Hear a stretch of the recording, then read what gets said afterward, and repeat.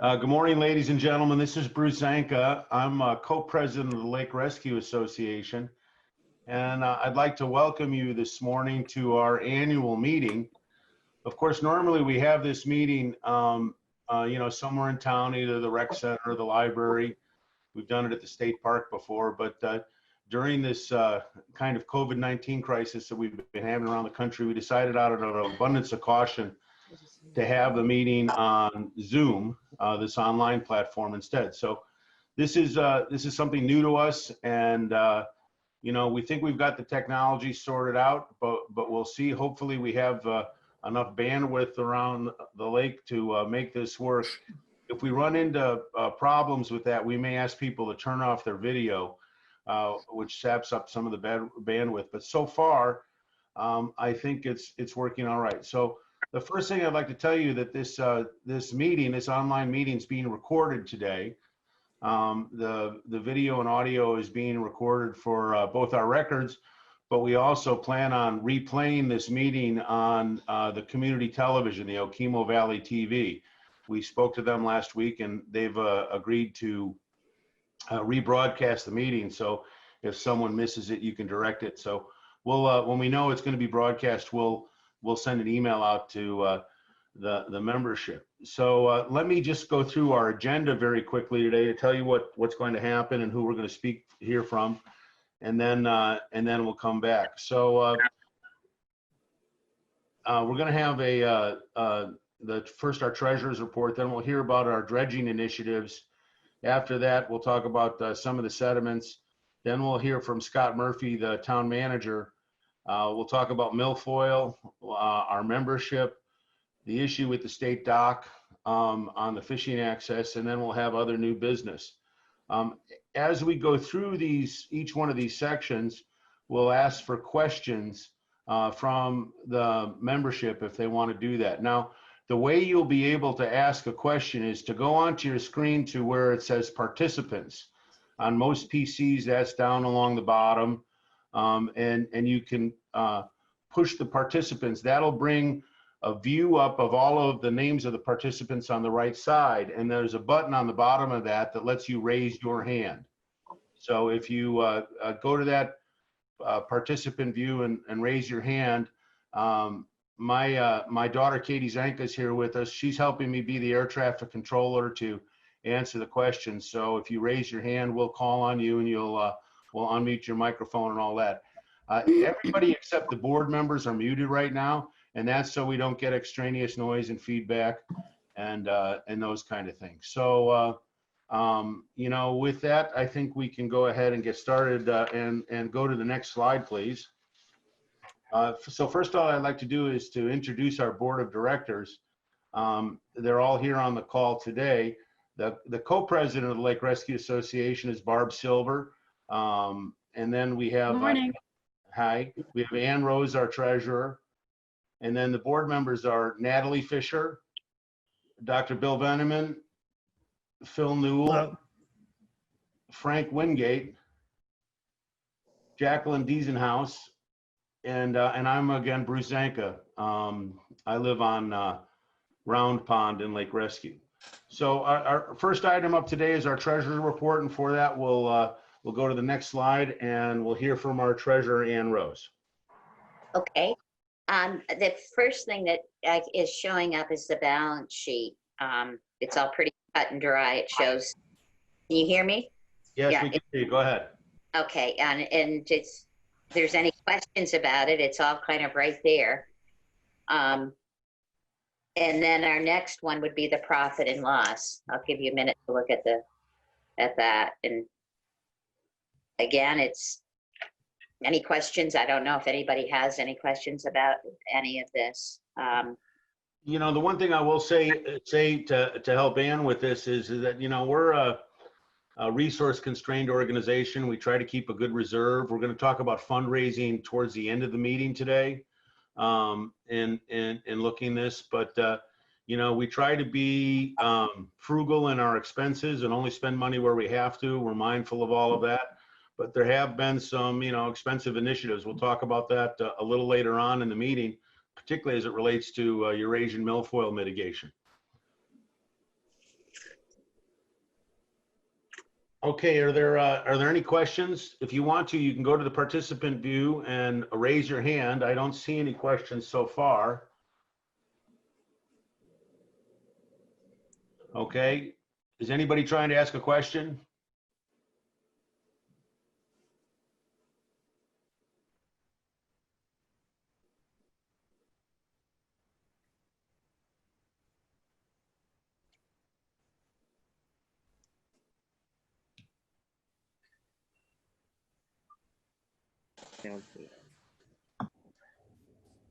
Hi all, I was trying to see what you mentioned, and I can't see any of the reports. Is anybody else seeing it? You have to go back a slide.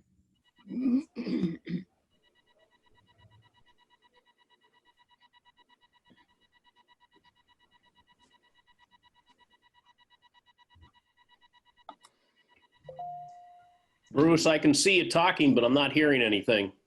Likewise.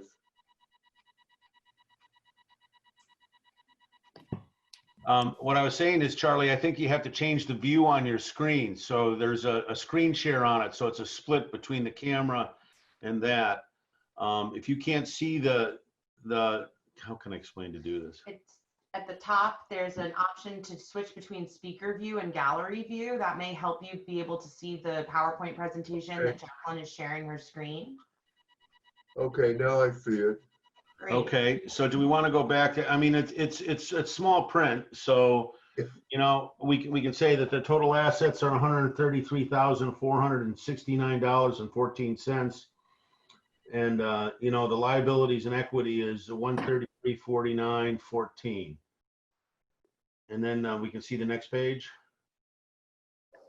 You know, we spent about, our total expenses were about $45,000 for the year.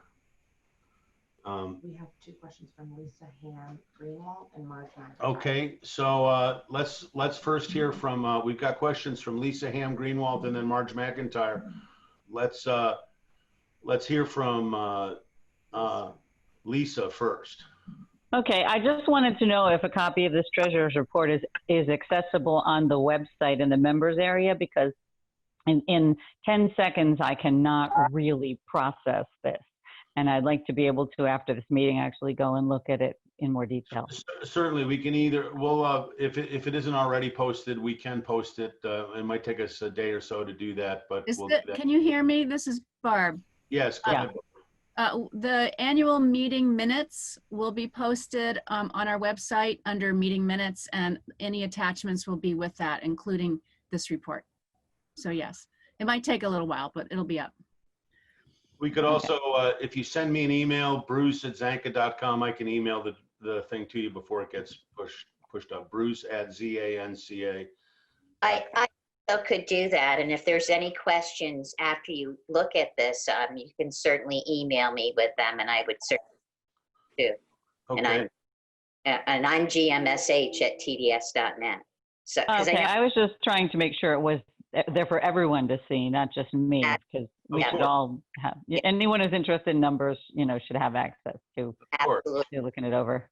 Yeah. We believe in, you know, full transparency. There are no secrets. This is, you know, everybody's business. So Yep. that's fine. Okay, very good. Our next question is from Marge McIntyre.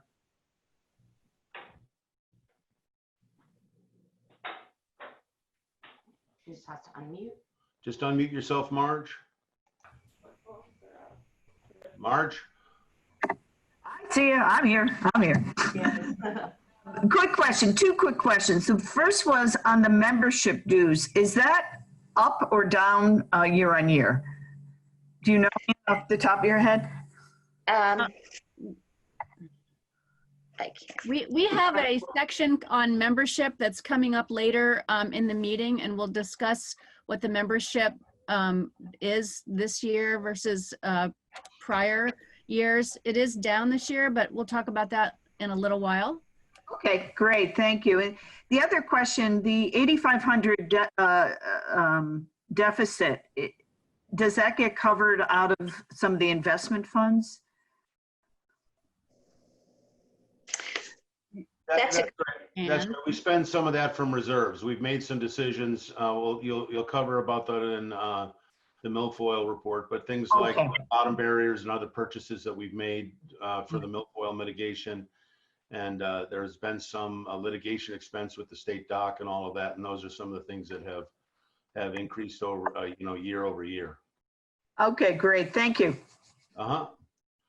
Okay. So I think that covers the treasurer's report, and so we can go on to our next item, which is the dredging project. And for that, we're going to hear from our board member Kevin Goldmont.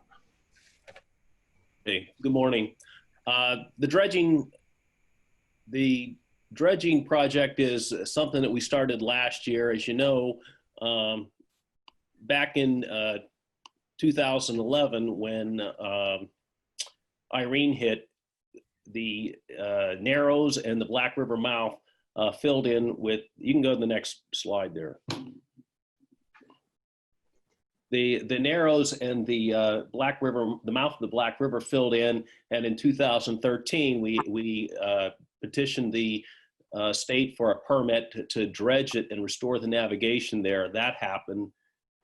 In 2018, it was beginning to fill in again. We had some studies done by Griggs Lang, our consulting geologists, and they did a bathymetric survey of the areas that were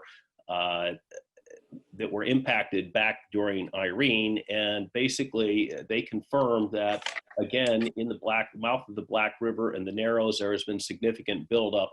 And then in April of 2019, we had a large storm that brought more sediment down into it. So if you go to the next slide, you'll see, give you a chance to click. This is the aerial view from May 24th of 2020. And you can see that there's right in about the middle, you can see where the sandbar is. Just so you know how this picture is oriented, the top of it is the east side of the lake and the left-hand side is to the north. So and along the bottom there is where the Black River is coming into the lake. And you can see a number of areas there around the mouth and the sandbar that they're shaded kind of a little bit of a gray that's really showing a lot of sediment in there. And I'd say most of those areas there are somewhere that are showing in the gray are less than 4 feet.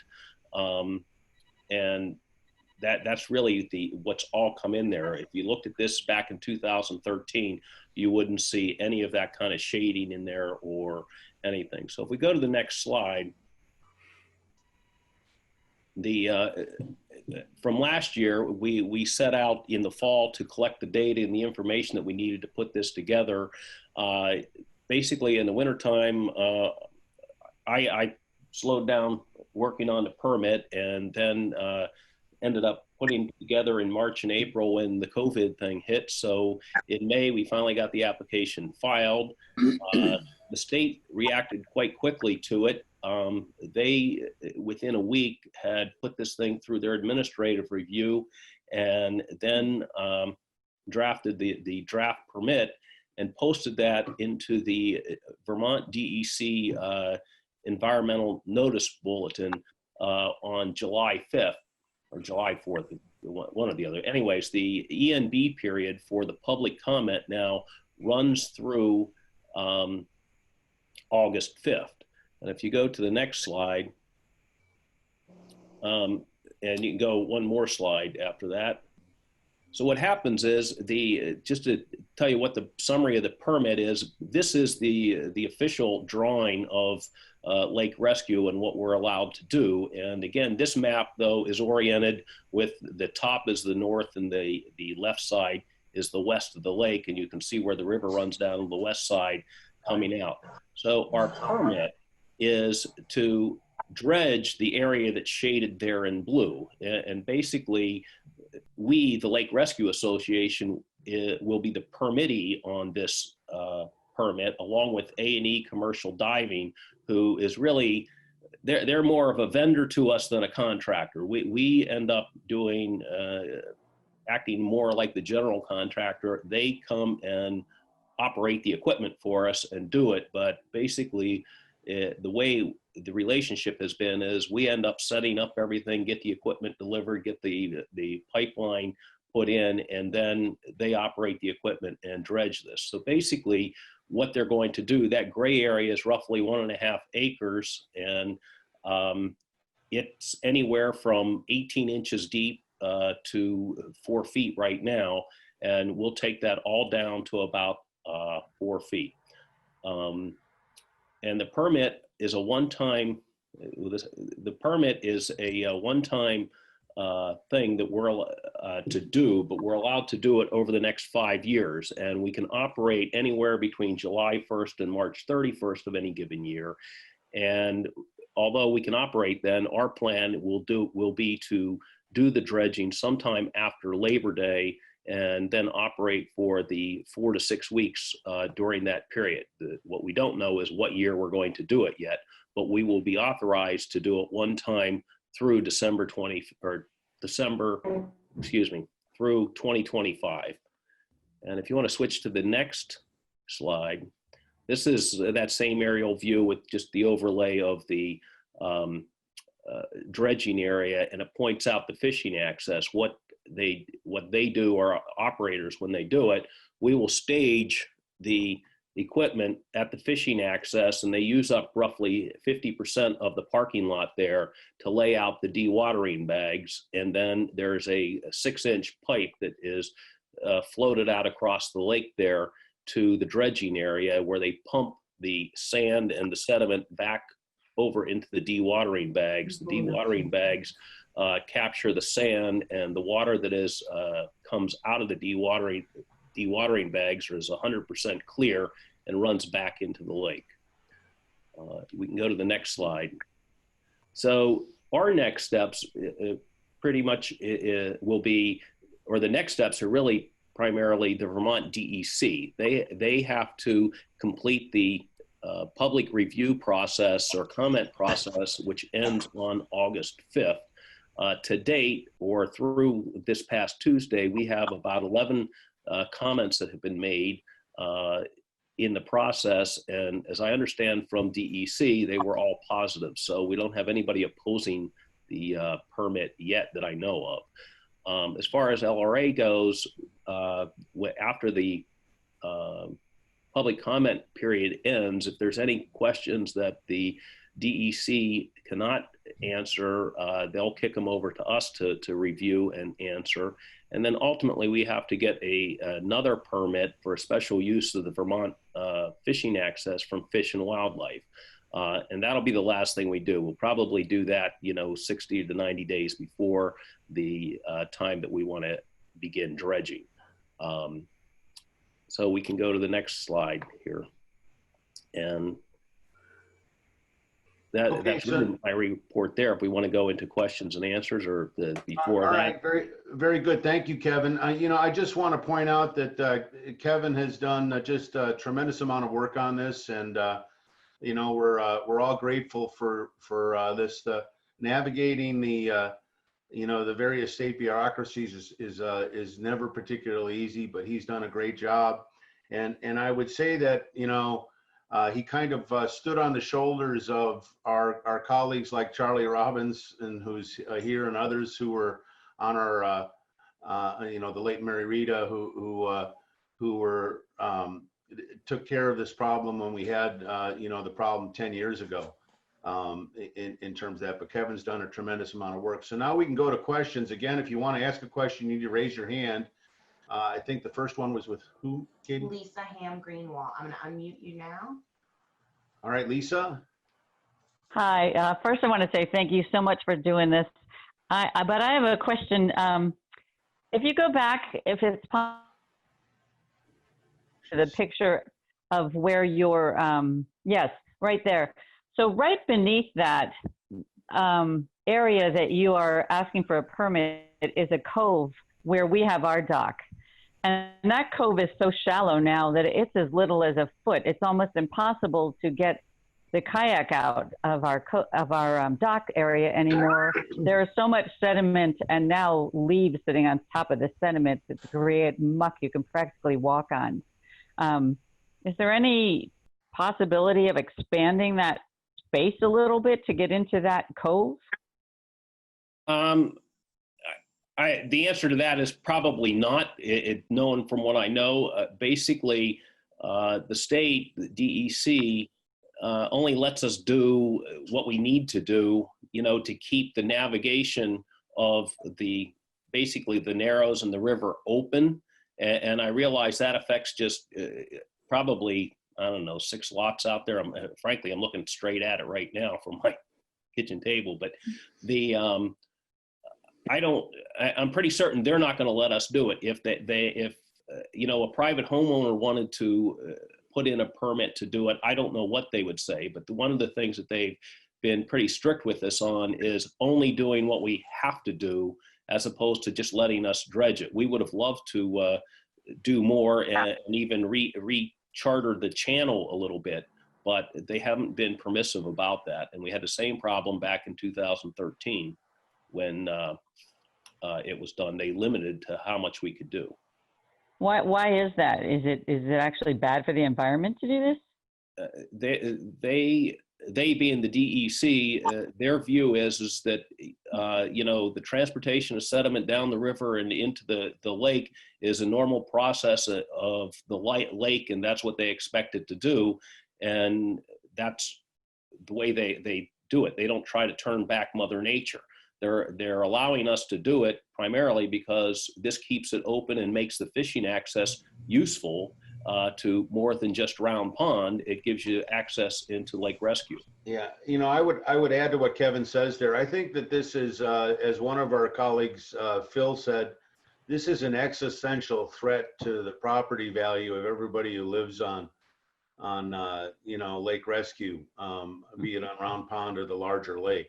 That if the channel fills in, the utility for all boaters is going to diminish, and I think it's going to affect our ability to navigate the lake, how much our homes are worth. Not unlike the milfoil issue, which we'll talk about in a little bit. That this is a real problem. I encourage you, those of you who haven't gone to the DEC website, to make your comments in favor of this dredging project. Please do that. Lisa, I'm open to helping you in which ways we can, but the state's been pretty explicit with us. I can tell you that last time I wasn't involved in the board, but I've reviewed the notes and I've looked, and I know Charlie is here and some other people were here. Last time when we did this dredging 10 years ago, the state told us this is going to be a one-time deal. They're not going to let you do it again. It doesn't look as if they're going to take that tact again, but we don't know. I know that one of our neighbors who has a stake in this is Senator Alice Nikita. She's a state senator who's a neighbor of ours and a member of our association. Alice, I invite you to speak if you want to, but you don't have to if yeah, it's there. You can unmute her. There's different parts of the DEC will have a different opinion on what's good or not. You talk to Fish and Wildlife and they might be for it, and then other parts of the DEC are against it. Alice, you have any comments? Am I unmuted? Yes, we can hear you. Thank you. So, of course, getting any changes along the lake is very, very difficult and has always been. I mean, maybe some of the older folks, myself included, remember when it was perhaps easier and you could like put sand in and you could not dredge it, but you could, get somebody to clean out the area on your beach. I have the same problem as, is it Mrs. Zawicki who spoke? We have the same problem at our camp in terms of debris and leaves, not sand so much, but tons of leaves that make muck. And it's pretty awful. But they're very, very strict about the whole thing. So I think we're doing well to have gotten a second option for dredging, which we certainly should have because of the Money Brook thing that keeps dumping sediment into the river, which comes all the way to us. All right. Okay, thank you, Senator Nikita. Thank you, Alice. Now we have a question from David and Diane. We'll unmute you. David? Yeah, good morning. You answered one of my questions indicating that you are suggesting that if people want to present positive comments, that's encouraged. That's good to know, and we'll take a look at that. There's a No, I mention. will just, as an aside, David, before you go, only if they decline this and we have to go to an appeal process, in the appeal process, only people who have made public comments are going to be able to make a comment again. So we need to have as many people do that as can to keep that option open. Thank you, Bruce. You had mentioned in the financial report that there was litigation going on, and I thought somebody had said over the state dock, and I'm just curious as to whether that's going to be a challenge when it comes to Kevin, the permitting for the dewatering bags and other things that have to be stored, whether that there's going to be a tie of any litigation going on over there with the granting of the permit by the department. We don't know for sure, but certainly the Fish and Wildlife Group, which is the part of the Vermont government that is putting in or wants to put in the dock, are the same people that we need to get permission to use the fishing access from. It's actually been discussed in the process, and we're pretty confident that they're going to give us permission to do that. There's no logical way for them to stand in the way of getting this dredging done, which is going to allow the boats to pass through the thing and then try to block it when they're putting a dock in that is just providing more access and you know, something for the boats to use. It wouldn't make any sense. So right now I'm not anticipating them standing in the way of this because we're I'm not saying fighting, but we are objecting to a dock that's probably larger than they need right now. Yeah. I can see that Charlie's waving his hand. Charlie, do you want to make a comment? Yeah, I would just say that the thought I had back when we were doing it the first time was if the access came out on the other side from where it is now, they never would have given us the first okay. The only thing that's really keeping this alive is the fact that the access needs to be able to get out to the channel. So if we didn't have that option, I don't think we'd be doing anything, and the state would be happy to let that fill in. Yeah, I think you're probably right. You know, it ruins the utility, the marginal utility, not only for the people who live here on Lake Rescue, but all of the fishermen and boaters and kayakers and paddlers who come in from, you know, around the county and state to use the facility as well. So I think it's good. And I would point out also that, you know, I'm told that last time getting the special use permit for the fishing access to have the drying bags was a problem, and it took some intervention. I think, Alice, you might have, you know, intervened on our behalf, and we're just going to have to watch that closely. Our attorneys have told us that they think we can bifurcate the issue of the state dock litigation and this issue, and that the state doesn't want to be seen as punitive in holding up one thing for another. You know, that said, people are you know, will do what they'll do. We'll just be very circumspect of all of that and try to be above board. I think, you know, our point is that this is a good project for not only people who live on Lake Rescue, but everybody who uses the lake in a boat or a kayak. Thank you for your answer. Appreciate it. What? Yeah, okay. We want to be conscious of the time so this doesn't drag on. Are there any other questions about dredging? Kevin, thanks for your hard work on this. And so our next topic is about sediment initiatives. We'll hear from a couple of 2 or 3 different board members about that. Right. So this is Kevin Goldman. I'm going to talk about the first one here, and then Barb Silver will talk about the Archibald Lane, and Phil will be talking about Scott's Landing, and the last one, the Ludlow Stormwater Master Plan, is Natalie Fisher. So just quickly, if you want to go to, well, before we leave this first initiative page, that picture, the photograph that you see there, That is the sediment that came out of the creek that runs down along East Lake Road and then underneath the Ellison's Lake Road and on down to the lake there. That is the sediment that was washed down through that stream in April of 2019. You can still see that that's a early spring picture. There's ice on the lake and that, but that's where that picture came from.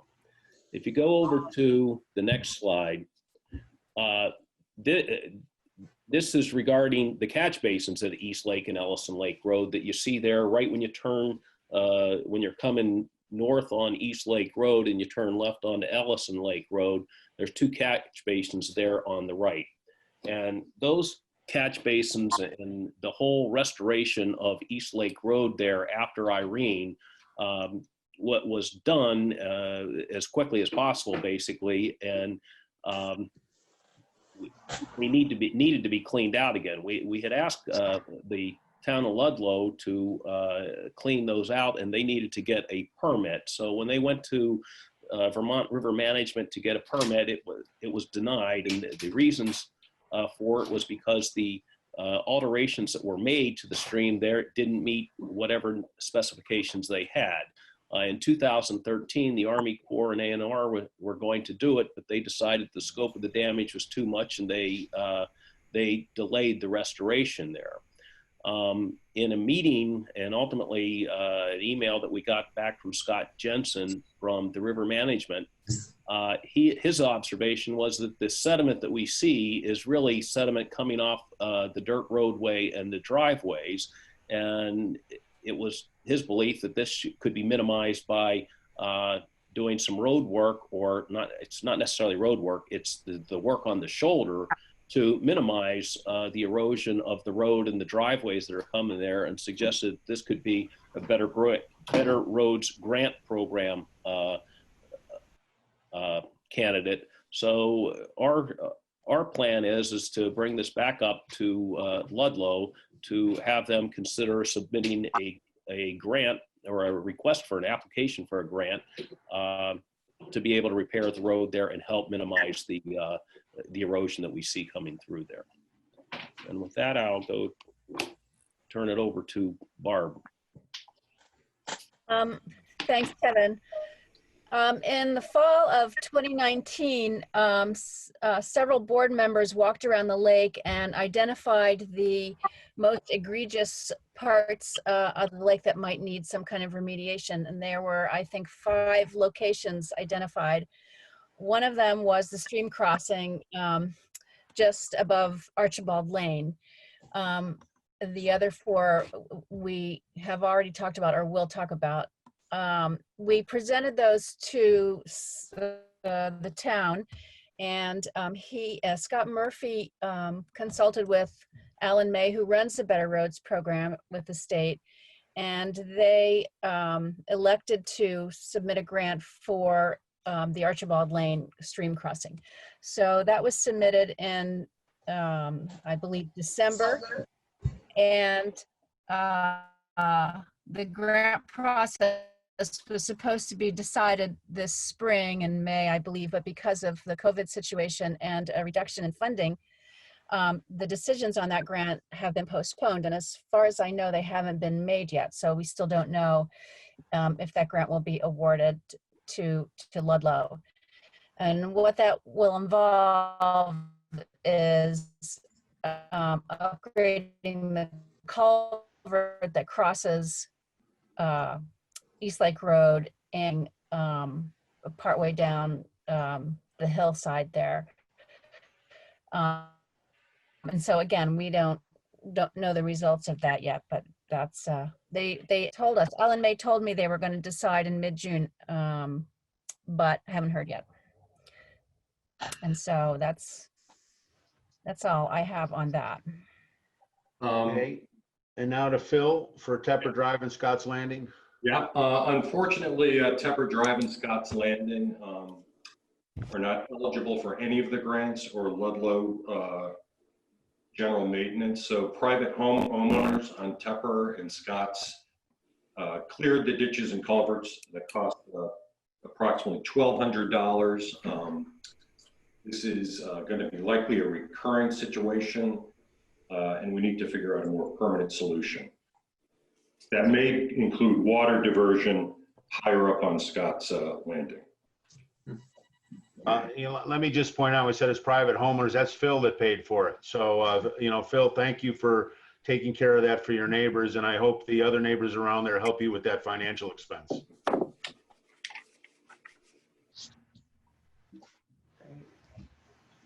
Next slide.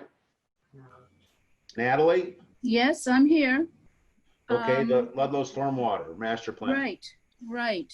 Okay, so this was undertaken by the Regional Planning Commission for South Windsor County. And they and the town of Ludlow have engaged Fitzgerald Environmental Associates and Dufresne Group, which is civil engineers. They have started the process. They began just about a month ago, and we're collecting data. We have sent them all the information that we had from prior environmental restoration grants that we went through starting from 2012 after Tropical Storm Irene. We went through a couple of rounds of hiring consultants, gathering a lot of information, and submitted these environmental protection grants. So we had a lot of background information that is now in their hands. We will be meeting with them at some point. They are starting now the field visits. And so we expect that we will be meeting with them sometime in August to walk these areas and point out to them what our biggest concerns are. And that's about it on that. We hope that they will come up with recommendations to deal with the runoff and erosion from the roads around the lake. Well, thank you, Natalie. Thank you for that. And this makes a good transition time because our next speaker and guest is what's that? Oh, I'm sorry. Were there any questions about the sediment before we move on to the next presentation? Here I am plowing ahead in the meeting. If anybody wants to raise their hand. Okay. Yeah, I do. Okay. My name's Jerry Chichester. I live on Lake Pauline. I always have a family reunion that has prevented me from coming to any of these meetings in prior years, but I've been on the lake for 50 years. So I'm glad to be able to participate. I like the Zoom format. Thank you very much. Okay. My question relates to the previous slide and comment about sediment, the town looking at Lake Rescue and Lake Pauline. This is the first time that Lake Pauline has come up in the discussion so far. Can anyone tell me what specifically the issues might be in the Lake Pauline component of the stormwater situation? Okay, well, right now, as of now, what we know is that there is there's erosion right around Red Bridge, where there are areas where the runoff is going from Red Bridge Road and running into Lake Pauline.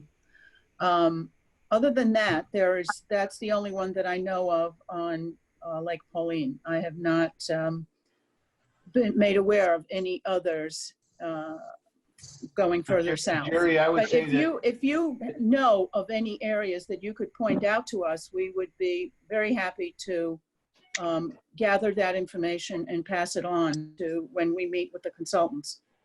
This is Kevin Goldman. Back in October of 2018, I had gone around both Lake Pauline and Lake Rescue and using the atlases that are on the ANR website that actually maps out exactly where every ditch and drain and drop outlet is around the lakes. And a number of them are filling in or clogged, and we sent that information originally to the town of Ludlow, and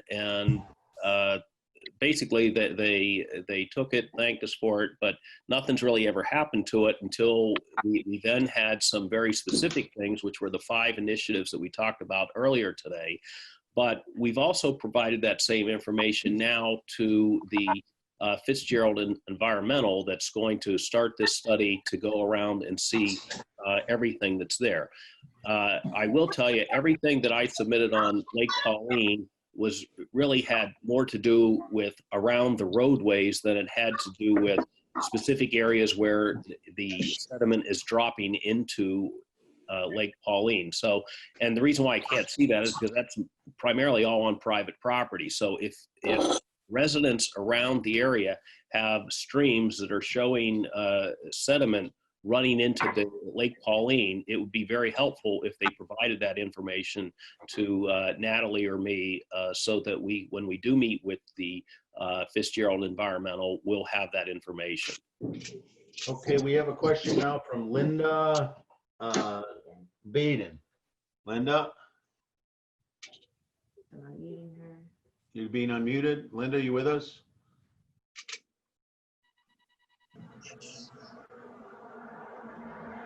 Linda?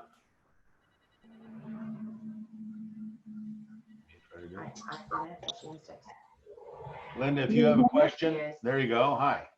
Hi, okay. The issue that I wanted to raise was the construction of a garage on the corner of East Lake Road and Ellison Lake Road. And the fact that the construction is taking place right on the banks of the feeder stream that comes down past Coombs Family Lodge into the lake. I believe that's one of the areas that's been identified as depositing a lot of sediment into the lake. And I don't see any particular remediation at that construction site to prevent sediment and debris going from the construction site into that feeder stream. I know the town has issued a permit. I've also been in touch with the state. The permit that the state issued seems to contradict what had happened. And I'm wondering if the committee has been aware of that situation and investigated it. Linda, you and I have talked briefly about this on the telephone. I don't know that we as a volunteer organization have any authority per se, other than to invite the scrutiny of the town and the appropriate state officials to take a look at that. To the best of my knowledge, that project's in compliance. We don't really have the authority to do anything. We are concerned about sediment and doing that. And so, I'm glad you took the steps to have the right people take a look at it and see, and, hopefully that project is in compliance in what we can do. I'm not sure, other than, supporting the investigation, that there's anything that we can particularly do about it. That they have a permit issued by the town. I drive past that project every time I go into town, and seeing that, and I hope it's within compliance and regulation. It'll be interesting to see what the various inspectors from the state have to say about it. Thank you, Bruce. Okay, and then were there any other questions? John Eckel. Yes. Hi, John. Hi, thank you very much for all the work the entire board has been doing on all the issues. Can you hear me okay? Yes, we can hear you fine. Go ahead. Okay, so thank you very much. Really appreciate it. I know you got a lot going on. I know I've communicated to the board several times over the course of the last few years about some of the runoff that's going through the culvert that's leading from the corner of Tepper Drive and right in front of our house by Ellison Lake Road. And the situation's gotten worse in terms of sediment over the years. The history of that is back before Scott's Landing. There was a very intermittent stream and very nothing would really run through the culvert going down to the lake. Once Scott Landings were built, we ran through a lot of work with the state as well as work with Steve Green to get the culverts coming down, not the culverts, but the ditches coming down, going in the right direction and also lined with stone. Over the years, the condition of that coming down Tepper Drive has really deteriorated, and now we're getting just an incredible amount of sediment and stone coming into the lake. I appreciate what Phil Newell has done in terms of clearing out the ditch alongside the road, but it really needs to be lined with stone. You know, and I fully empathize with the fact that it's a private road, but someone's got to maintain that and keep the sediment from coming into the lake. And I just really wanted to highlight that as a continuing issue that's not improving. Over the years, it's gotten worse. Perhaps it'll be a little bit better now with what's been done recently, but more importantly, we got to have a long-term solution, and that's to maintain it and also to line that with stone. Once we remove the stone, John, hey, I can jump in. This is Phil. Hey, Bob. Yeah. So you're right. There needs to be a permanent solution, and I think the issue is during extremely heavy rainfalls. As you noted, back when it was more of a gentle stream, it wasn't problematic. Fortunately, we haven't had any significant rainfalls in those culverts. But even with lining them with stone, the problem with that methodology is you can't clean them up once you line them. And so you get maybe a year or two at the most, and all the stone has to be removed. So that's a difficult permanent solution.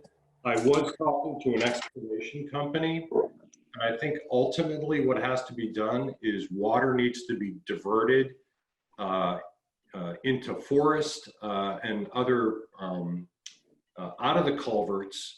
You know, if you get a rush of water coming down, regardless of whether it's lined with stone or not, there's going to be sediment coming to the river. So I think the ultimate solution is to come up with catch basins and sinkholes farther up Scott's Landing. I'd be happy to have you join me with that, but I think that is ultimately the solution, is to keep the magnitude of that water down that does come down. Ultimately, that's the ultimate. Thank you, Phil. I think that would be very helpful, and I'd be happy to do whatever I could to help you out in that regard. You know, I mean, frankly, I mean, you say it's only a couple of years solution to lining of a stone, but when Scott's Landing was built, which was in the mid '80s, until just now, it really had been cleaned out and relined with stone. So it's got to last more than a few years. You know, it might be a 10-year solution. You know, I don't know. Well, fellas, I appreciate this. We'll do that offline. John. Yeah, okay. I'd be happy to. But I just want to, highlight one. Thank you very much for what you've done, and two, I think we've got to look for a long-term solution. Well, thank you for that. I encourage you guys to get together. We'll take one more question on this topic, and then we move on because we're behind. Next question is from Liz. I was just wondering if you addressed the stream runoff between Mahoney's and Rubin's property. I'm afraid I don't know where that is. So. Okay, where my house is, the next house over is Mahoney's.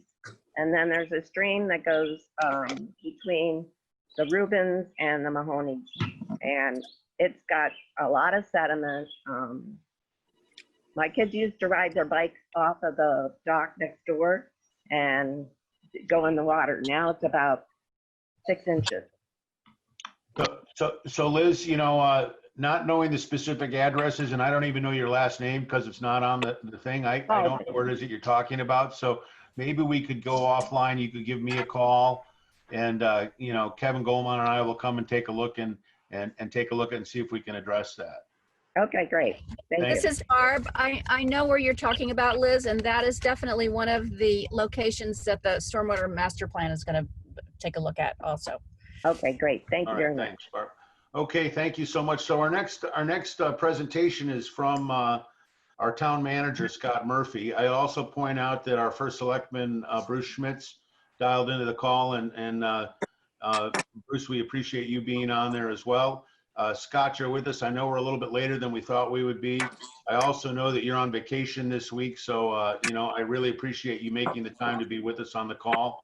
So without further ado, our municipal manager, our town manager, Scott Murphy. Hi, thanks, Bruce. Hopefully you can hear me all right. Yeah, we hear you great. Thank you. Okay, good. Yeah, thanks for having me join this group discussion. It's been really enlightening. The town's worked very hard to work with Lake Rescue Association, and we've also worked hard to keep the roads and culverts properly maintained, as you know, as far as the state requirements go. So you know, recently we've worked for different funding sources, as been mentioned previously, with Lake Rescue Association, and one that hasn't been mentioned yet is the aquatic nuisance milfoil grant. So we've gotten that every year also, which is very helpful. So the Better Roads grant, I know we had some updates on that. We should hear on that one in the next few weeks, and I have good feelings about that. But once they set the once the state sets a fiscal budget, then we'll know more at that time. The master plan, stormwater master plan you've been talking about, that grant was for a little over $38,000.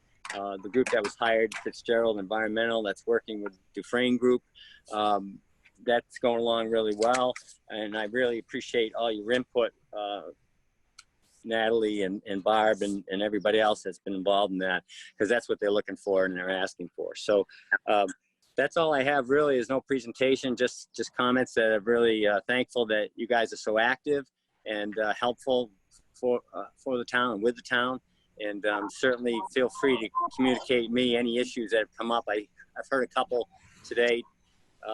They can reach me easily at the town office, or you can send me an email at tmanager@tds.net, assuming TDS is working again.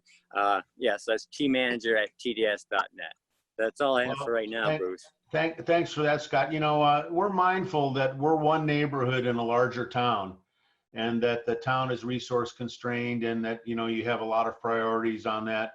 We've appreciated the help of the highway department. You know, we've appreciated the activities in that. I would say that this would be a good time if anybody in our community has a question for the town manager, either Scott or if Bruce is willing to take a question. Bruce, is there any questions for these guys?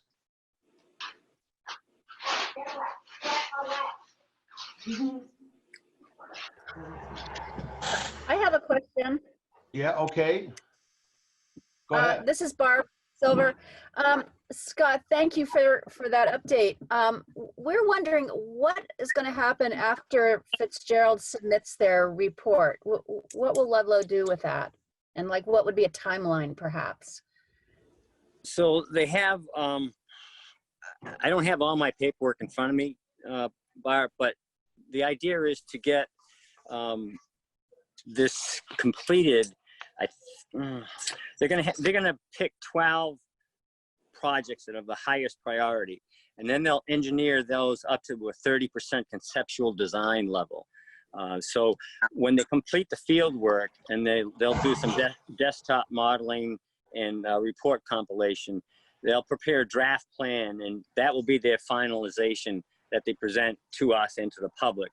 They'll also submit it to the state, and a draft will be issued for press release for area publications. So the idea being that they'll move the 12 most. They're going to identify, I think, over 20 up to 25 projects. They're going to pick 12 that are highest priority, and then they're going to design repairs and maintenance up to a 30% conceptual design level. So at that point, what you would do then would be apply for additional funding in next year's grant rounds to bring it up to 100% design level, so that we could get some work done on those highest priority projects. Okay, great. Thank you. Okay, any other questions for the town? Bruce Schmidt, I see you there. Is there anything you'd like to say? I want to thank everyone for their work on getting these, projects going. It's very important. I mean, you mentioned that you are one community, but, a very important community to us with a tax base, in that area. And, people come to visit, with the lakes. It's something that the town doesn't take lightly. Scott and his team, are always keeping us, informed of what's kind of going on in that area. We know, East Lake Road, there's work that needs to be done on that. But I think all in all, the partnership is good, and we're continuing and want to continue to work, through some of the challenges that we face. And, we understand the importance of everyone, in that area, and we'll continue to keep doing what we're doing with it. Well, we're grateful for your time and your busy schedule, both you and Scott, to join us at this meeting today. And, thank you so much. We appreciate your participation, and we'll be active partners. You've got a motivated community here that wants to help our town. We love Ludlow. We love the lake, and we appreciate all that it is that you guys have done, and what the town and the various departments in the town have done for the people in this community. Great. Okay. I think our next item is to talk about milfoil. And, I'll just say before I turn it over to my colleagues on the milfoil committee that are doing this, that I would say this is the worst year that we've had in 20 years that I've lived here on Lake Rescue with milfoil. I think the situation has been particularly bad because of COVID-19, because we've seen more boat traffic on the lake this year than we have in any memory. I think one of the things that's happened is because people can't go to ball games, and they can't go to summer camp, and they can't go to sports camp, and they can't go to restaurants, that they're spending time on their boats, and those boats are going through the lake, and it's cutting up milfoil, and they're propagating it. And we have just a really, really big problem that this team has been working on very hard to mitigate against. And so we'd like to tell you a little bit about that, and I'll turn it over to our milfoil committee. Bill Vanderman from the milfoil committee with Phil Newell and Frank Wingate. We have been working hard on over the past year, starting in May, and I just want to review a few things with you. The history of the milfoil goes back into the 1990s and the early 2000s, where there were scattered areas of milfoil throughout the lake. These were hand-picked, and for about 5-6 years in the late 1990s up through the 2000s, early 2000s, we really had almost no milfoil. There were several years before Hurricane Irene where there was no milfoil found in the lake. After Hurricane Irene, however, milfoil resurged.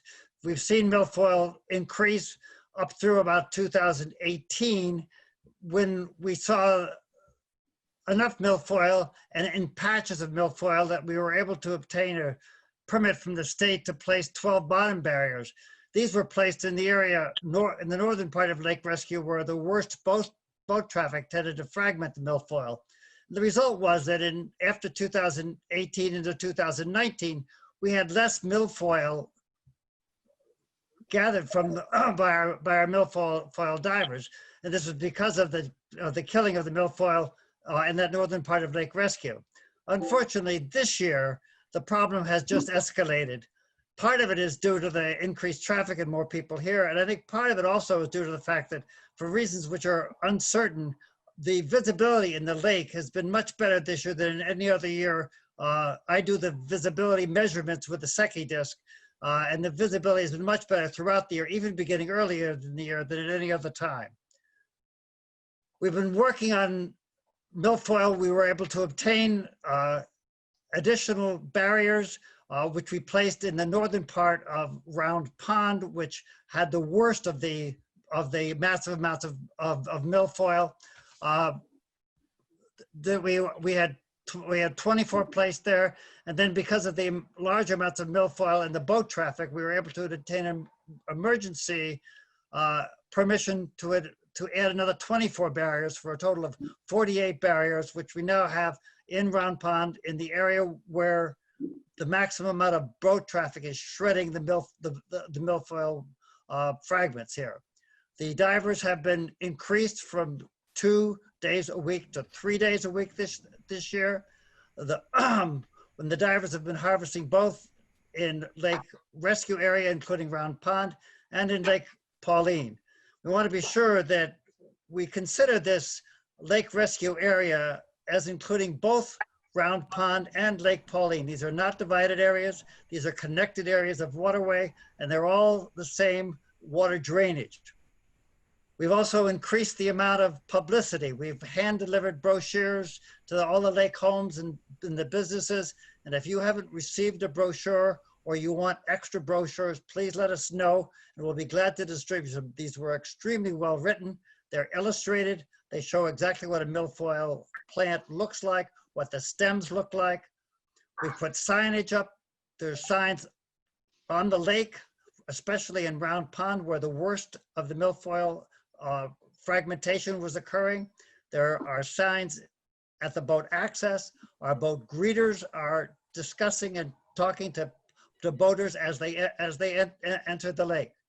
We've been able to spend more money than last year. We spent about $24,000 last year. We've upped the amount we've spent this year to $34,000. And because of what we're seeing right now, we're likely going to be running close to the $40,000 range of what we're spending on attempting milfoil control this year. We can see from the map on the right-hand side where we were able to find milfoil plants on Lake Pauline. The good part is that there are no large mats of milfoil.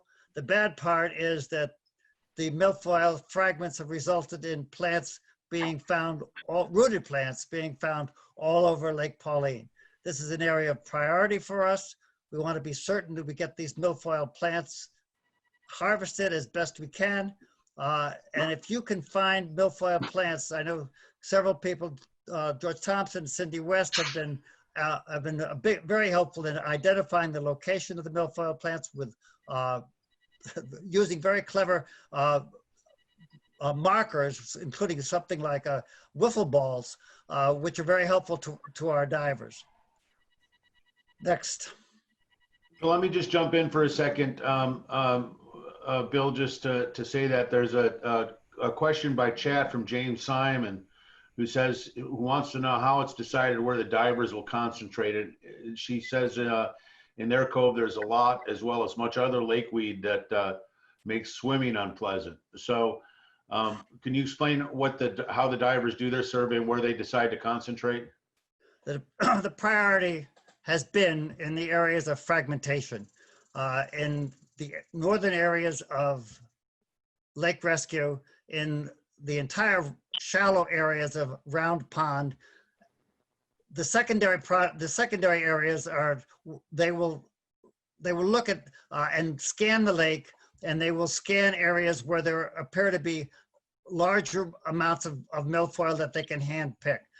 Virtually every cove, every segment of the Lake Rescue, and as we saw in the Round Pond, they're all involved.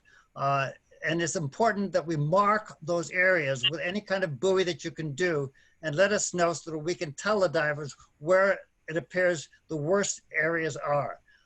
They're good. They're going to be here 3 times a week throughout the month of August and throughout the month of September, and we will direct them to the areas of most concern. Now, the other mention is the other weeded plants here. This is tough. The state considered these natural. The hard part is, though, that these Eurasian milfoil, they are very clever. The plants themselves are very clever in attaching themselves and twisting around native plants. And it's possible to see a native plant and then all of a sudden look underneath the native plant and there's a milfoil attached to it. So this makes it more difficult here. And harvesting the native plants, however, is not something that the divers are allowed to do. You know, I appreciate that, Bill, so much. You know, for those that aren't initiated, I know we've been talking about milfoil for years and some people don't like.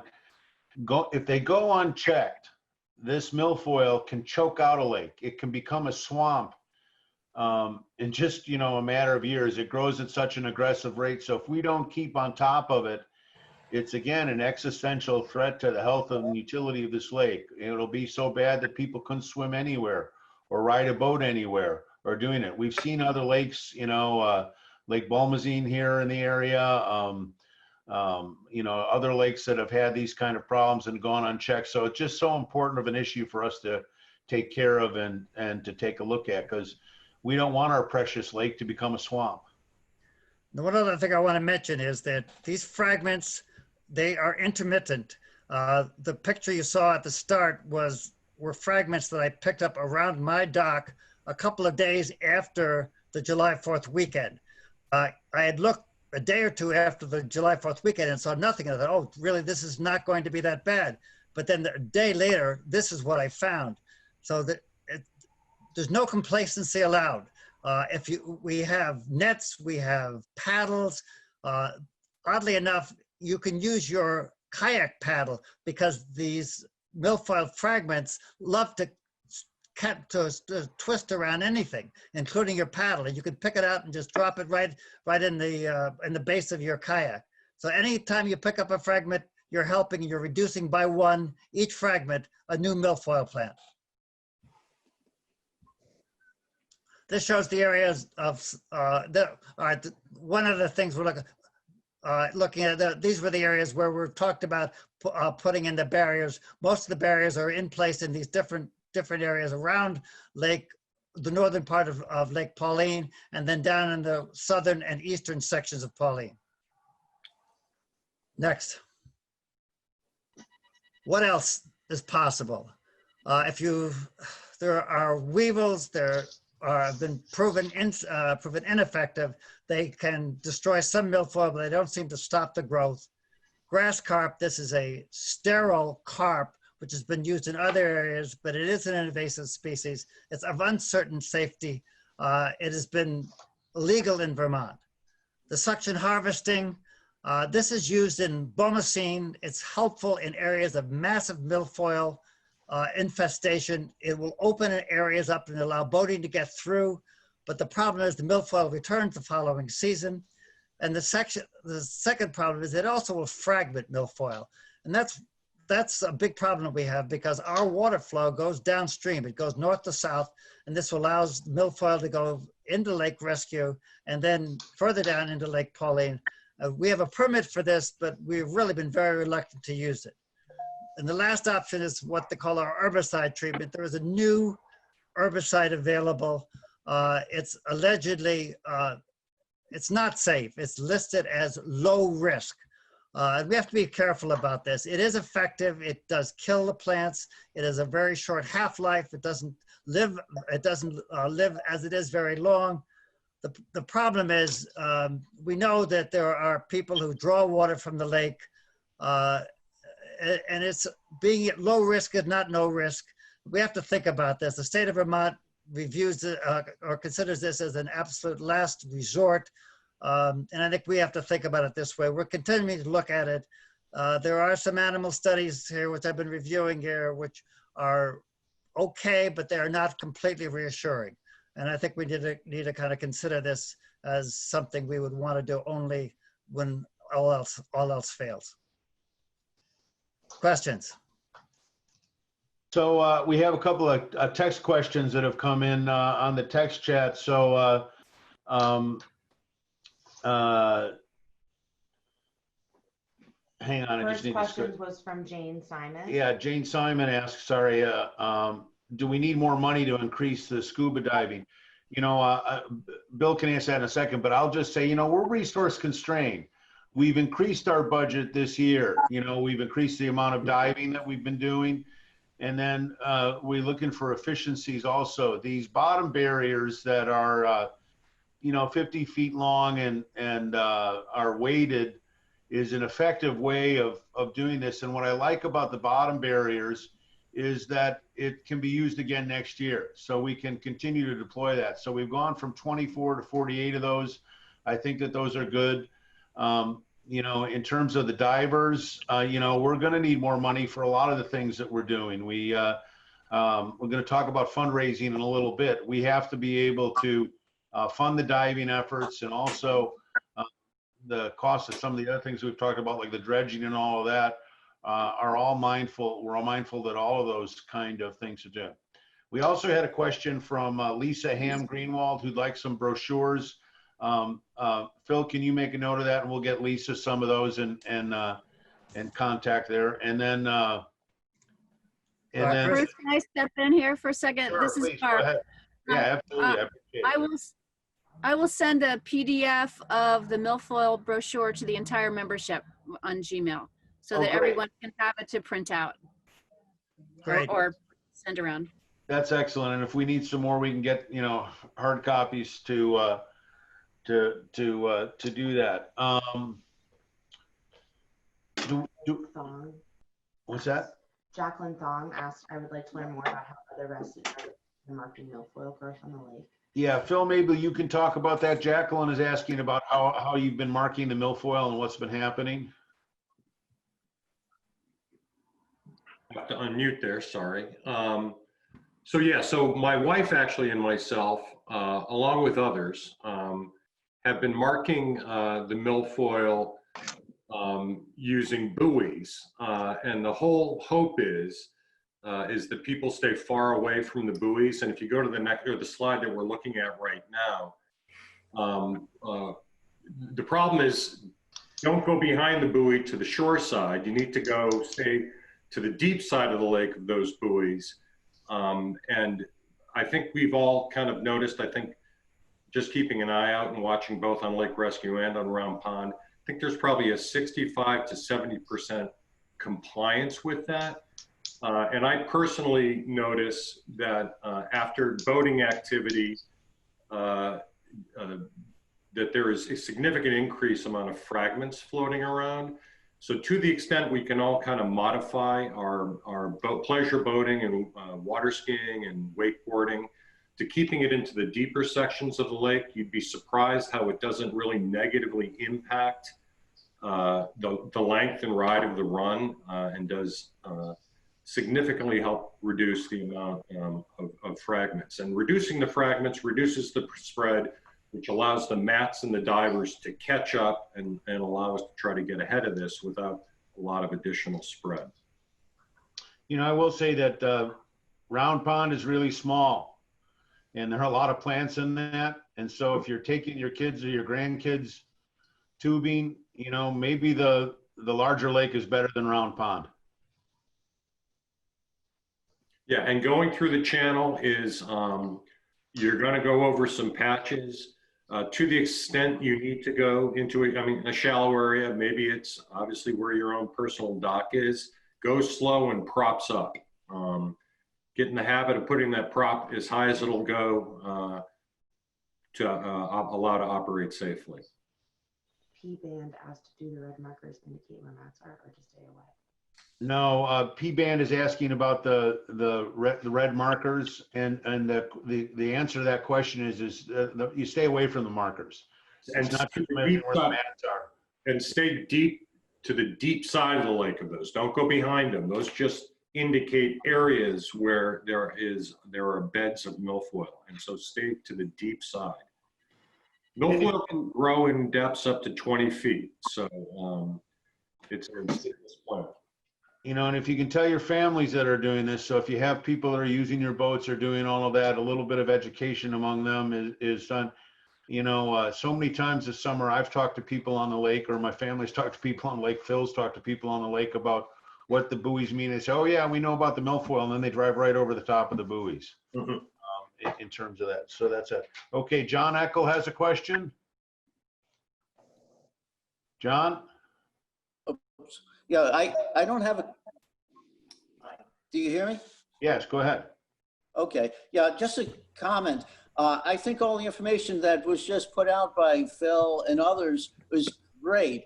I'm just not sure it's reaching the general population.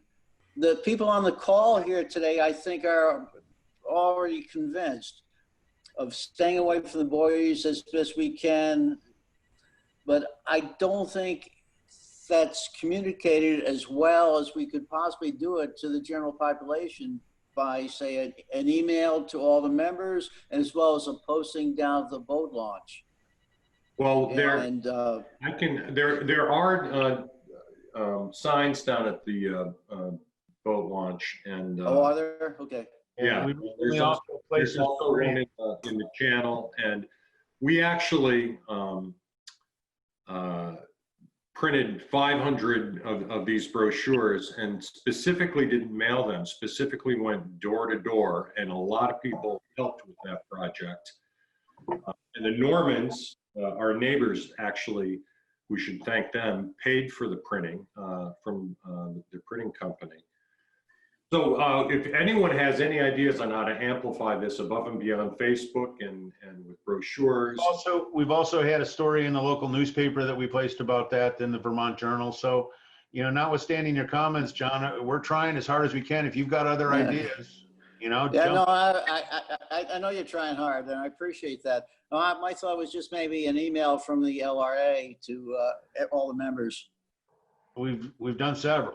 Yeah, but I'm not sure it was specifically directed towards staying to the middle of the lake from the buoys.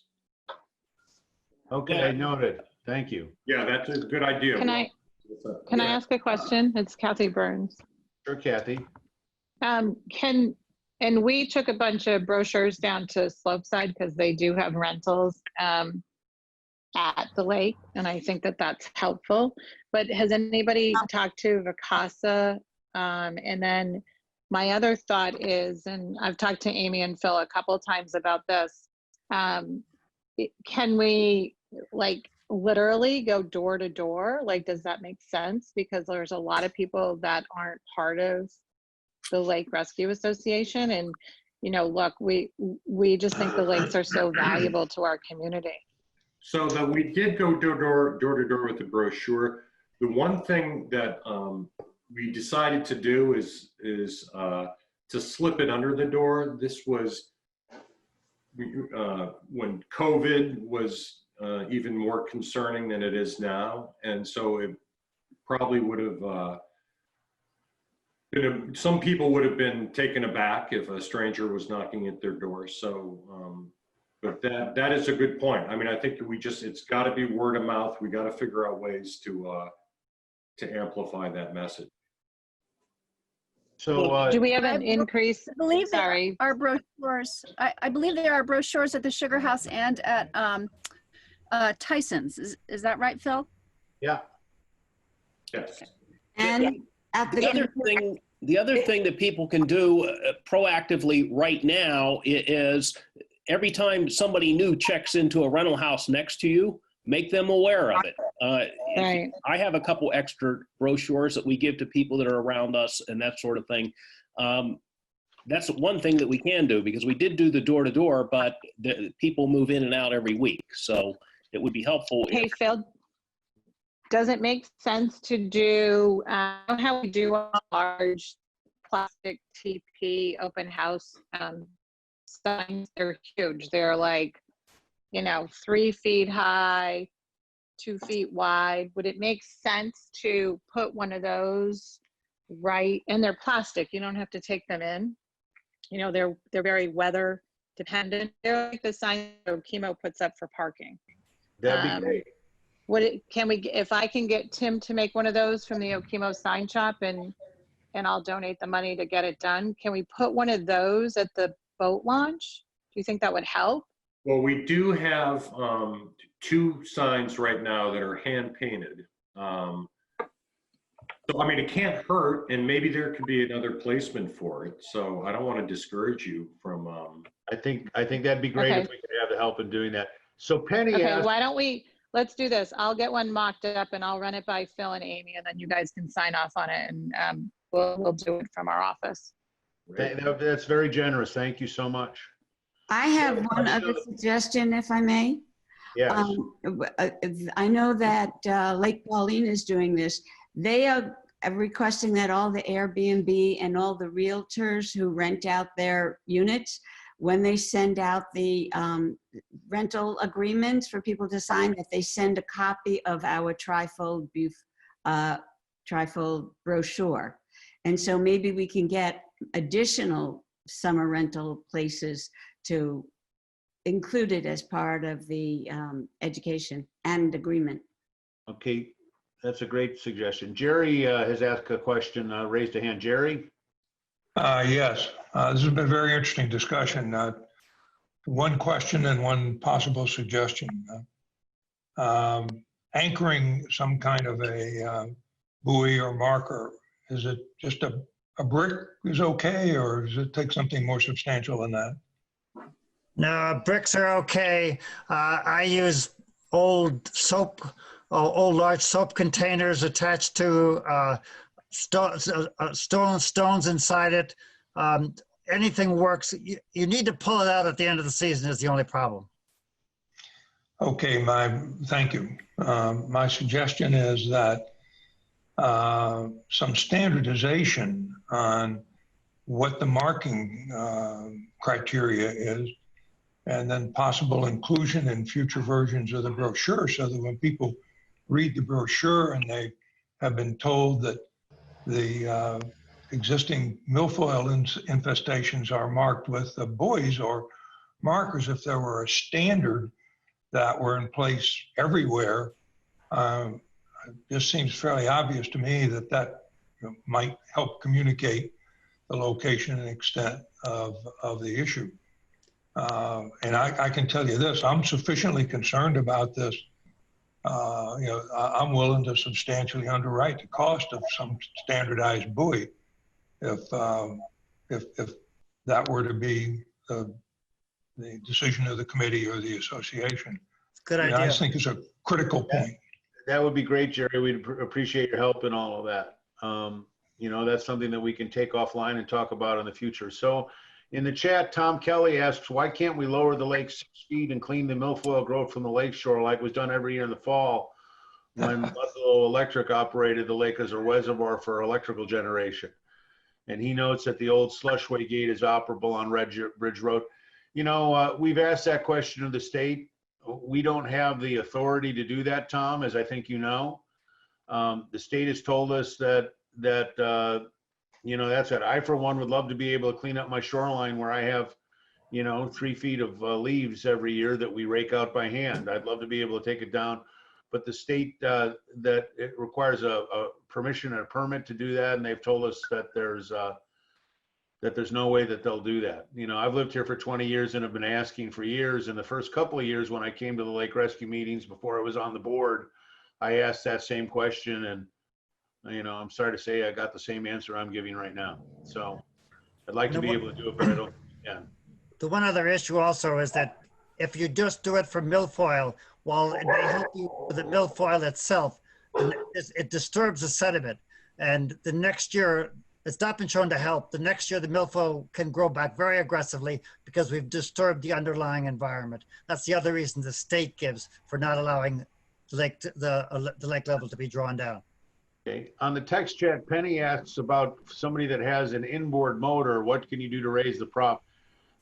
I don't think you can raise the prop on an inboard motor. What you have to do is just try to avoid the areas where the milfoil is thick.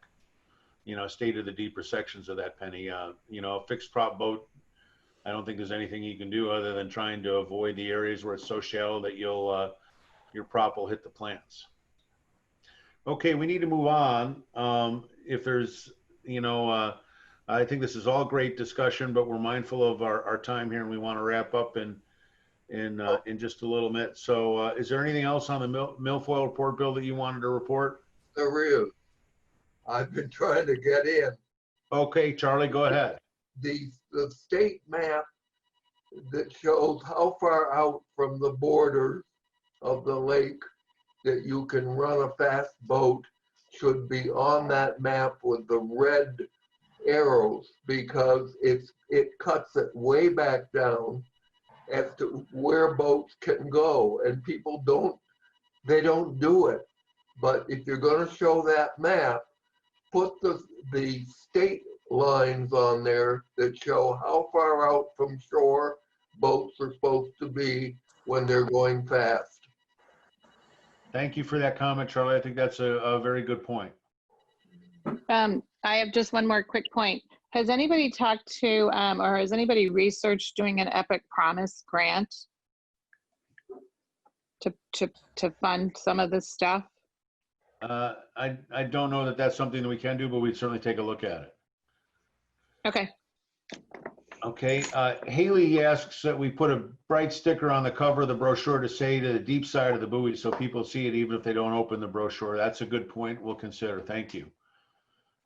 Any other questions on?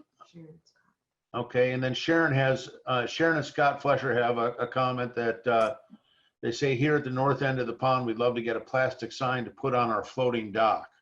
Okay, if we make those signs up that we talked about, we'll do those so we get people to put them on there. Thank you. Okay, so that covers, I think, the milfoil section of that. And our next. Hey, Bruce. Yes, go ahead. Sorry to interrupt. One other thing too, that if we just go back to the last page, I think this is probably, because this involves lake residents and the membership. The current practice on resident harvesting has been, don't remove the plants, it can actually cause spread. Vermont actually allows the shallow water removal of weeds without a permit. We are reevaluating that. So if you've got a couple plants in 2 or 3 feet of water, we're gonna try to come up with a way to disseminate the appropriate technique on how to remove those from shallow water, and we will be back to the membership once that decision has been made. But that current best practice is under current reconsideration. Is that correct, Bill? Would you agree with that? Yes. Okay. Okay, thank you so much. All right, then let's move on, just because we're mindful of everybody's time here on a Saturday morning. Our next agenda item is for a membership report, and that's, we'll hear from Jacqueline. Hi, well, I want to thank everyone of the 146 people who joined for getting online our new database system, which just went live at the end of April. So we were a little late in getting our requests to have members sign up, and we're still working at it. And as of today, nobody can quote unquote renew, but anyone can sign up as a new member and still join in. Everything's still, it's just a nomenclature that you've joined as a new member because you missed that August 1st deadline, and not because of your fault, but probably ours. To date, we have 96 full members, whether they're full individual household or associates businesses, and we thank those of you who are members. But the 146 total membership comes because so many people made their families additional, or what we call sub-members. And so we have 146 members. It's down, and this was asked earlier in the session, membership is down this year, but we're really looking forward to having people get online and sign up over the next month, because we're actively asking people to go online as opposed to look for the letter in the mail to remind you that you have to sign up again. Of the memberships that we have, Lake Rescue, being the largest number of lots, has, of course, the most members at the moment. And second is Pauline, which has been recruiting like crazy, and we thank you for doing that. And then Round Pond, absolutely, each and every one of our members is important to us, and we're hoping that we can ask you, whoops, I lost my arrow.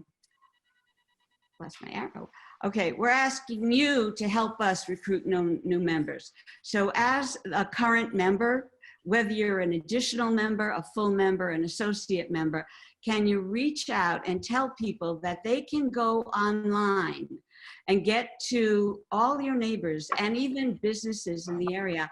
They can get to our database, which is Neon, by just going to the Lake Rescue website, look for the members tab, and join the Lake Rescue Association. And I have ideas, but you folks have many more ideas than I would come up with, to ask maybe your property managers, maybe they would donate the $50 and then also receive the information that that sediment's an issue, runoff is an issue, milfoil's an issue. They're part of the community.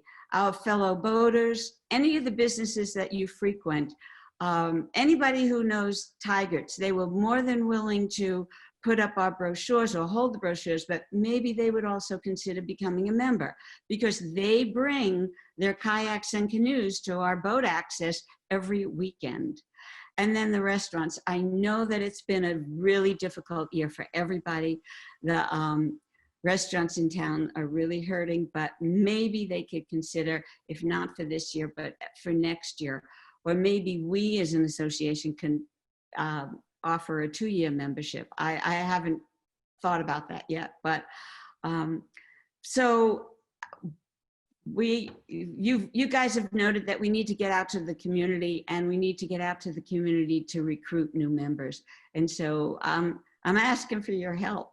I'm the database guru. I'm not the membership chairman, but I would be more than happy to take any emails that you send to the Lake Rescue Association at Gmail, and any ideas that you have, and kind of work with them and move forward to find new members. Okay, thank you, Jacqueline. That's great. Any questions on membership? Okay, seeing none, then we can go forward. The next issue. Oh, sorry, Bruce. Go ahead. Yes, please. Sorry, this is Penny Swicky. Just an idea about that.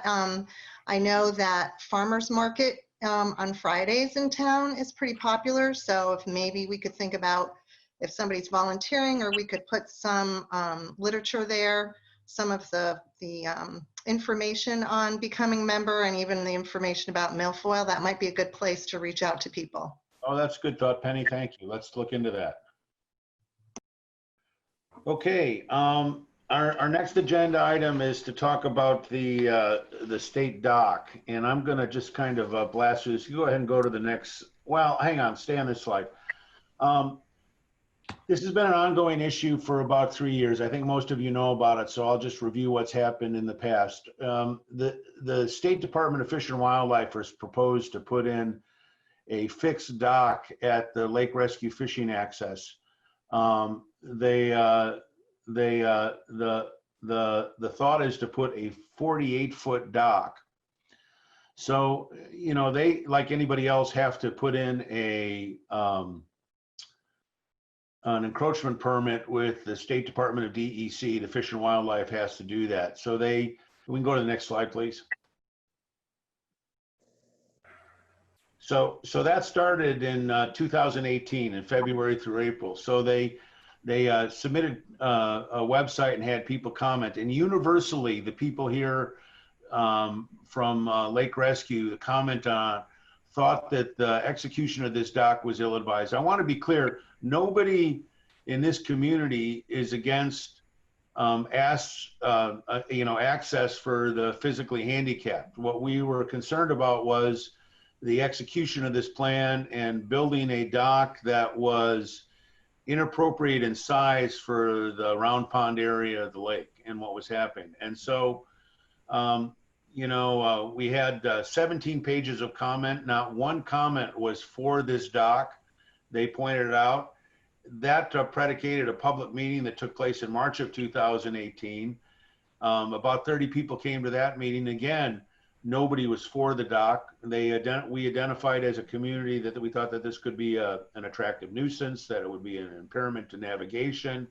We're also concerned about just the safety of the parking and backing up and how to access all of this. So notwithstanding our negative comments to the fact, the commissioner of the DEC decided to issue a permit. And then we as a organization took a vote, and we decided to appeal that. So we've filed an appeal with the Vermont Environmental Court, which is the appealing authority. And then we both moved with the state for mediation, and we went to mediation in January of 2019, and we weren't able to come up with a compromise. The Lake Rescue Association proposed a smaller dock, a kayak dock that we saw designs for in other places that we thought would be effective, and the state rejected that. Can we go to the next slide? And then this is just a tick-tock of what's happened since then. Essentially what's happened is we're at loggerheads. We've made proposals and counter proposals. We tried another mediation conference. It hasn't worked. And so now we're waiting for, the next step with the environmental court. This whole situation with the health crisis in the country has put the brakes on any kind of progress. We're just waiting to see what will happen unless the state has applied for a summary judgment. We're waiting for the court to decide on that. We took an informal poll among our membership by email of should we continue to fight this or not.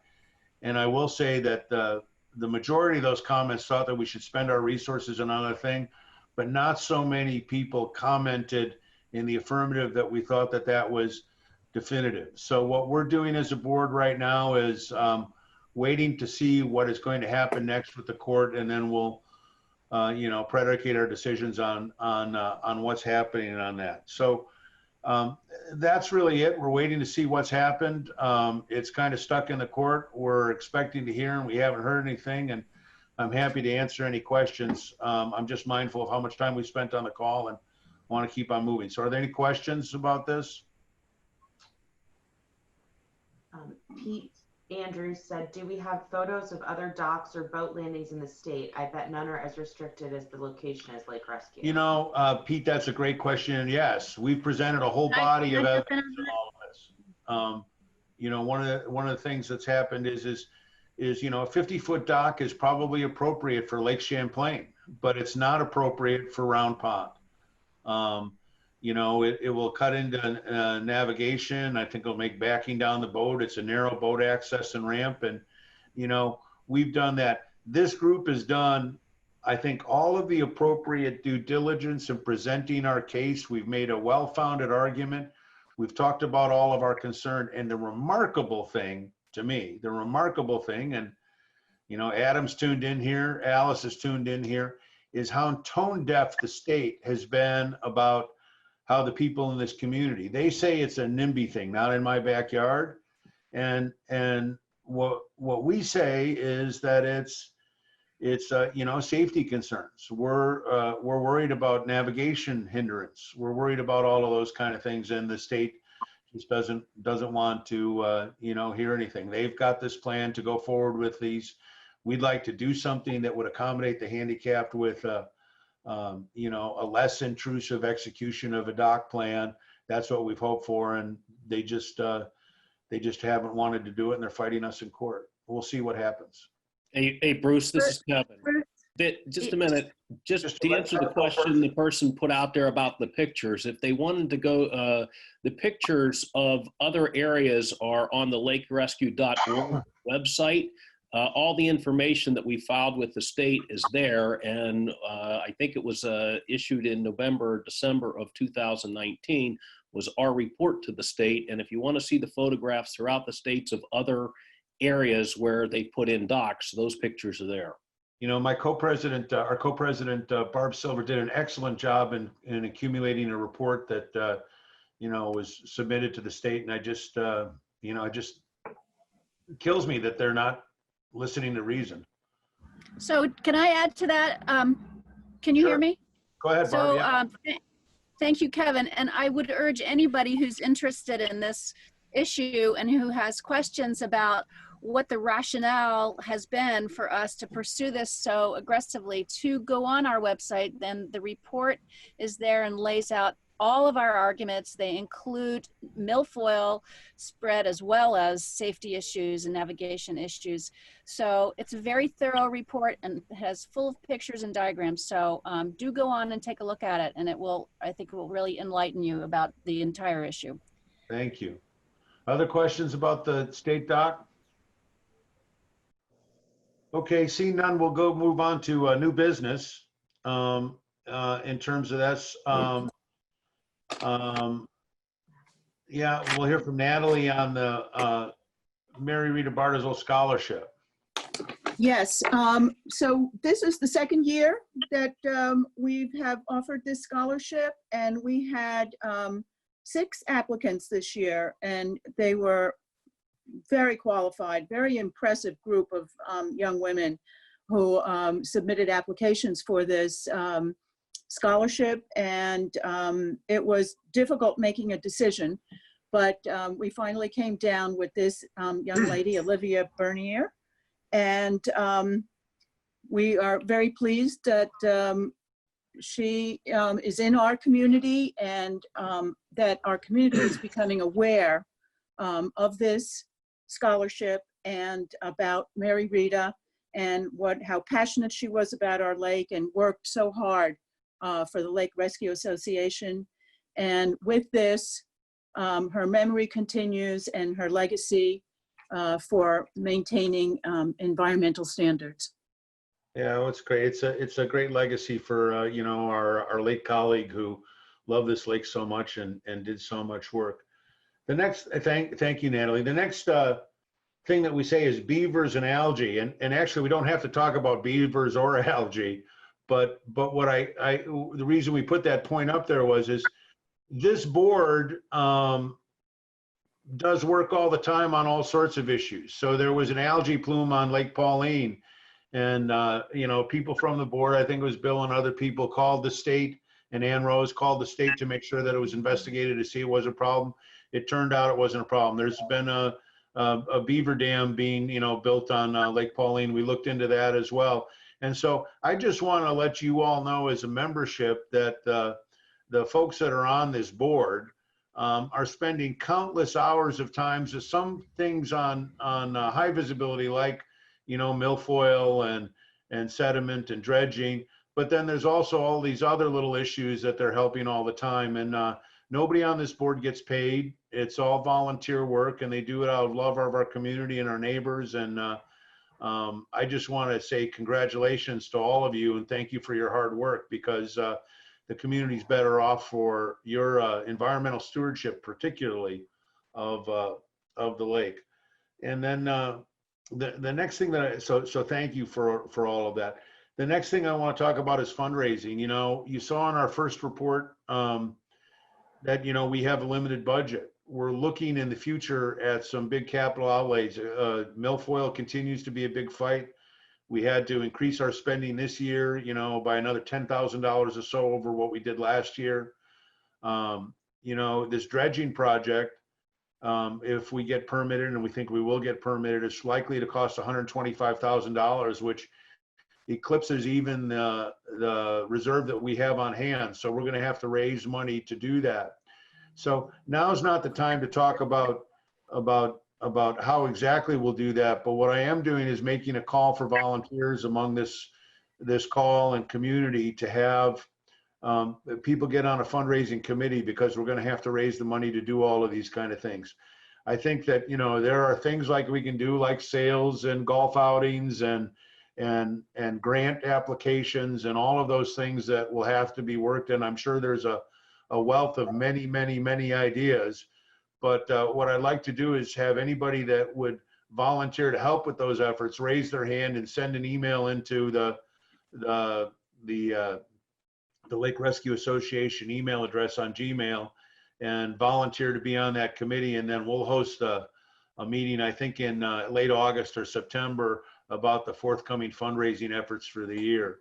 You know, we're hoping that people that you know, if they have a rental house on Lake Rescue, maybe they'll consider giving, you know, 1 week's rental as a pledge, because all of the things that we're talking about are, as my friend Kevin Goldman said, existential threats to the property values, and Phil said that as well, property values of what we do. So if we don't take care of dredging, and we don't take care of milfoil, and we don't do that, we'll all be affected by that, and look to the larger community for help as well. So, you know, you see this, we have the dredging project, it costs $125,000, $35,000 for milfoil, and then the other ongoing activities. And there's, you know, there's just little things. Those buoys that are on the north and the south end of the channel and down in Slack's pasture and those like those cost $250, and a new wrap for it costs $50. All of that's money that goes towards doing that and taking off. So please do raise your hand and volunteer to help on that committee. And then that brings us to kind of other new business. And if there's any other new business that anyone from the membership wants to bring up or talk about, now's the time to do it. So please raise your hand or type in a question. Bruce, the thing I would add too on that, with respect to the milfoil expense that you see there, that's what our annual spend is this year. That's not a one-time deal to wipe it out. So when you're looking at this budget or the money that we're going to need going forward to raise, is that money is money that we're spending every year. And so what we need to raise could be much more than what's shown on that page there. Of course, of course. Thanks, Kevin. Any other comments? Barb, is there anything that you wanted to say before we wrap up? Bruce, I think you did a marvelous job emceeing this meeting, and we covered a lot of ground. I don't have anything to add. Okay, Nope. Marge asked a question. She wants to know what one mat costs. Bill, what does one mat cost? They're a couple $100. We spent 24 cost us about $8,000. Okay. But then plus the rebars, we have to buy the weights, the rebar that goes inside which hold them down. Right. Okay, other questions? I can't believe it. We got in before 11 o'clock. So I think that does it for everyone. I thank you all for your interest in participating. I thank my colleagues on the board for all of their hard work. And you, our neighbors and members, we appreciate your interest in all of this. Thanks. Please do volunteer to help on the fundraising, send an email in to do all of this. And, we look forward to reporting again in the future. That's all for now. Thanks a lot. Thank you. Thank you, Bruce. Thank you, Bruce. Bye, everybody.